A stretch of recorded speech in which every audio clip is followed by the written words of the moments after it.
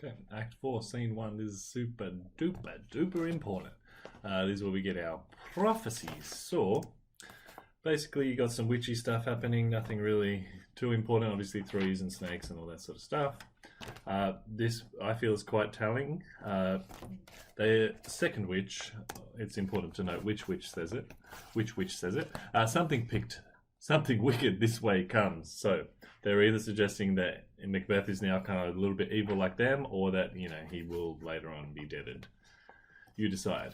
So, then we go.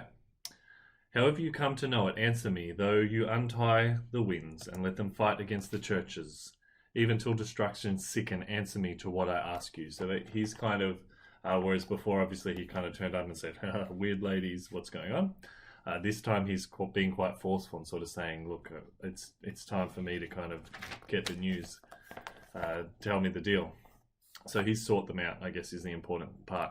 And then we get the three prophecies, which are basically Macbeth, beware Macduff, beware the Thane of Fife, dismiss me enough. So, you know, look out for Macduff, maybe keep an eye on him. Be bloody, bold and resolute, laugh to scorn, the power of man for none of woman born shall harm Macbeth. So obviously it's very riddly, but it's basically saying no one will kill you.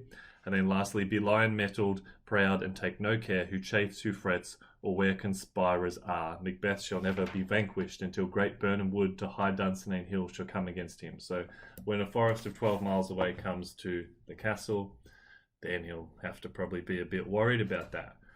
So these are the three prophecies. Importantly, there's you'll notice in the italic writing in the set direction of these scenes that we've got, I'll show you here. Enter second apparition, a bloody child. Enter a third apparition, a child crowned with a tree in his hand. So before the first prophecies were very clear cut, you'll be this, you'll be this, you'll be this. They all came true. But these ones are produced with apparitions, so you're thinking kind of like a ghostly figure or some kind of image, or maybe it's in the pot and, you know, they can see reflections or visions or something like that.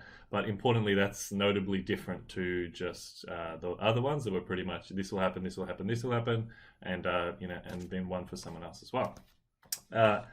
Again, going back to the question we're asking here, is Macbeth hallucinating or having some kind of a psychotic, psychological issue thing here?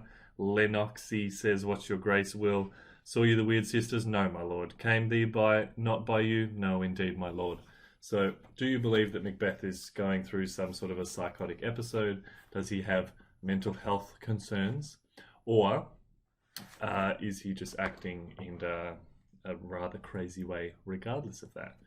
And then an often overlooked section is this juicy bit. So he says, from this moment, the very firstlings of my heart shall be the firstlings of my hand, which is very much him quite literally saying that from now on, whatever comes into my head, I'm just going to give that a crack. So that's pretty crazy.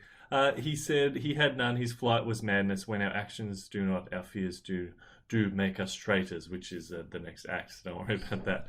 And then we've got the prophecies looking fancy here from Somewhere Fancy.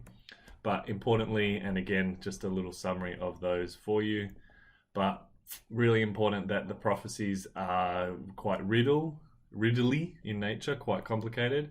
And there's also the role of apparitions. And we know especially that Hecate has been involved in this discussion. And so the question is, as posed before,